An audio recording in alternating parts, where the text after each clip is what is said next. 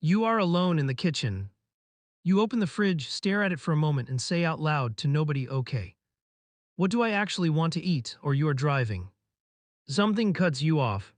And before you even think about it, you are having a full conversation with a stranger who cannot hear a single word you are saying. Or maybe it is quieter than that. Maybe it is just a whisper while you are trying to figure something out. A running commentary on what you are doing. A gentle reminder to yourself, keys, phone, wallet as you walk out the door. You talk to yourself, you probably do it more than you realize. And if you have ever been caught doing it, if someone walked in on you mid-monologue and you felt a flash of embarrassment, you probably told yourself it is a little weird. Maybe a little concerning, it is neither of those things. Talking to yourself is one of the most natural, most studied, and most psychologically significant things a human being can do. And the science behind why we do it, what it actually accomplishes, what it reveals about how the mind works is genuinely fascinating. Let's get into it. Part 1. Your brain has been talking since before you could speak here is something that surprises most people.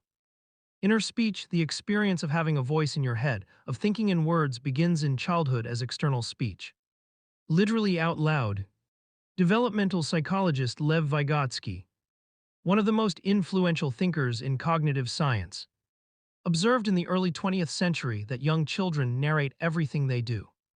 They talk through their play, they describe their actions as they perform them. They argue with imaginary opponents and console imaginary friends. Vygotsky called this private speech, and he argued that it is not a sign of confusion or immaturity. It is the process through which external social language becomes internal cognitive thought.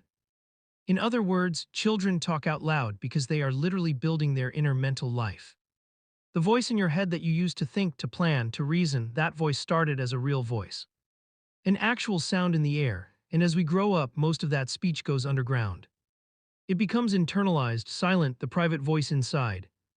But it never fully disappears. Under certain conditions, stress, complexity, novelty, strong emotion, it comes back out. The internal becomes external again, the thought becomes sound. When you talk to yourself, you are not doing something strange. You are reverting to the original form of human thinking. Part 2. What it actually does for you. Let's talk about what the research says self-talk actually accomplishes. Because it is more than most people expect, the first function is cognitive organization. When you are dealing with something complex, a problem, a decision, a difficult situation, putting it into words forces structure onto it. Language requires sequence, it requires cause and effect. It requires you to take the chaotic, nonlinear experience of thinking and arrange it into something with a beginning, a middle, a direction. Speaking a problem out loud, even to no one, makes it more manageable. Not because the words contain the solution, but because the act of forming words imposes order on what was previously just noise. This is why people talk through problems while they work. Why scientists talk to themselves in the lab, why writers mutter their sentences before they write them. The externalization is doing cognitive work. The second function is performance enhancement.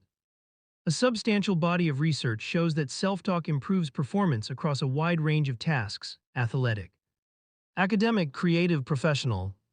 But the type of self-talk matters enormously. Instructional self-talk, talking yourself through the steps of what you are doing, is most effective for tasks that require precision and technique. A surgeon quietly narrating their procedure, a musician talking through fingering, a chess player thinking out loud through a sequence. Motivational self-talk, the encouragement that you can do this. The stay focused is most effective for tasks that require endurance and confidence. Athletes use this constantly, and the research consistently shows it works. Your brain responds to language directed at itself. The self-talk is not just describing what is happening, it is actively shaping it. The third function is emotional regulation. This one is perhaps the most important and the least discussed. When something emotional happens, something that activates fear, anger, grief, anxiety, the part of the brain most implicated is the amygdala. The threat detection center, it fires fast, hard, and without nuance. But research by psychologist Ethan Kross at the University of Michigan shows something remarkable. When people talk to themselves about their emotions, specifically when they use their own name rather than the word I, there is measurable reduction in amygdala activation. Saying I am scared keeps you inside the emotion. Saying you are scared or using your own name, Alex is scared right now. And that makes sense given the situation, creates psychological distance. It activates the brain's narrative processing systems rather than its threat systems. You are not just observing your emotion. You are helping your brain categorize it, contextualize it, and regulate it through language. Talking to yourself is, in a very real neurological sense, one of the most effective emotional regulation tools available to human beings. Part 3, the voice in your head is not one voice. Here is something that changes how most people think about self-talk. The voice you hear when you talk to yourself, the inner narrator, the running commentary, is not a single unified thing.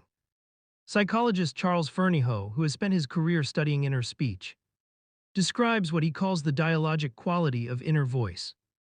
The experience, familiar to most people, of internal conversations. Of part of you arguing with another part of you, of a voice that encourages and a voice that criticizes. Of rehearsing what you would say to someone before you say it and imagining their response.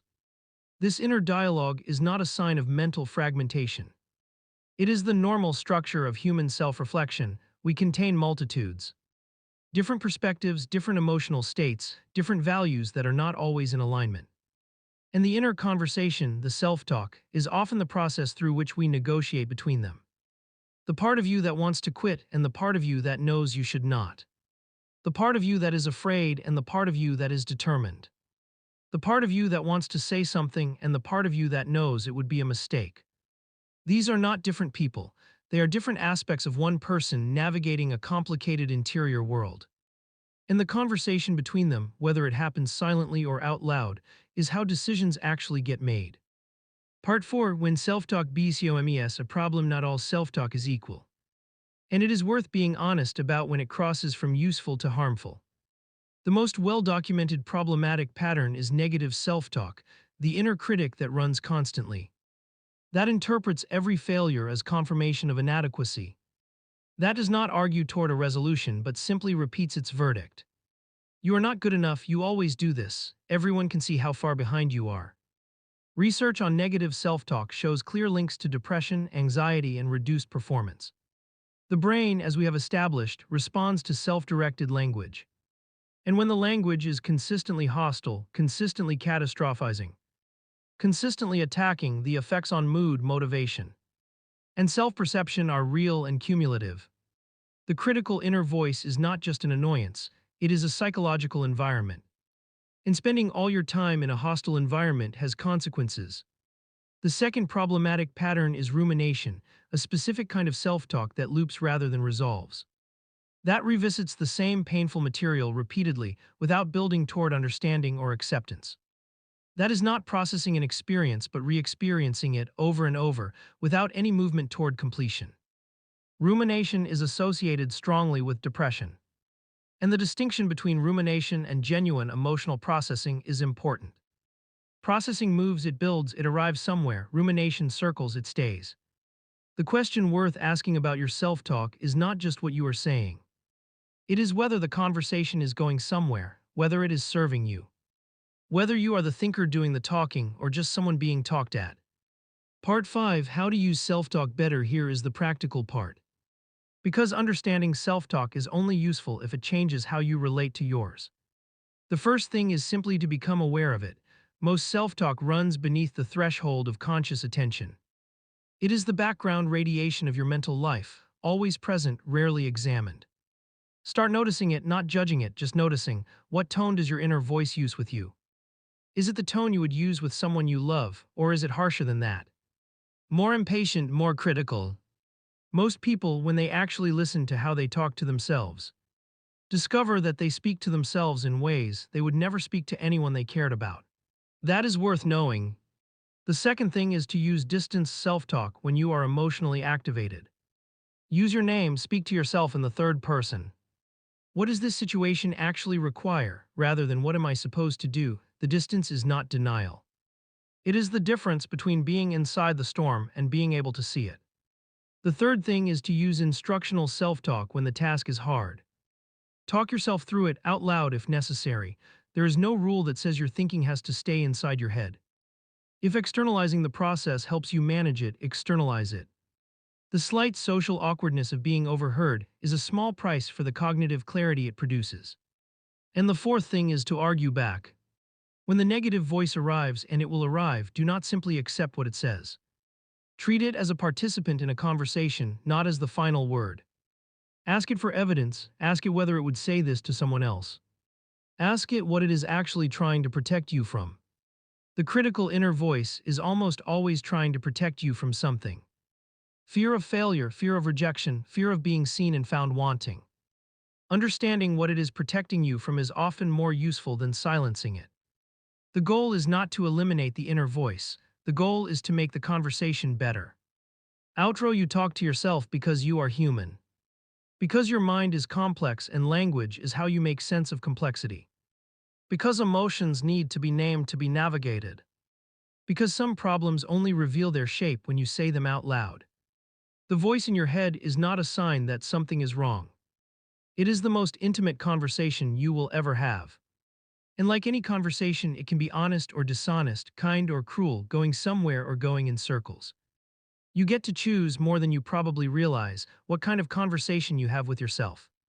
Make it a good one. If this made you think about your own inner voice, share it with someone who needs to hear this. Leave a comment below. What do you catch yourself saying to yourself most? I read every single one. Subscribe for new psychology content every week. Until next time, pay attention to how you talk to yourself. That voice never stops. Make sure it is one worth listening to.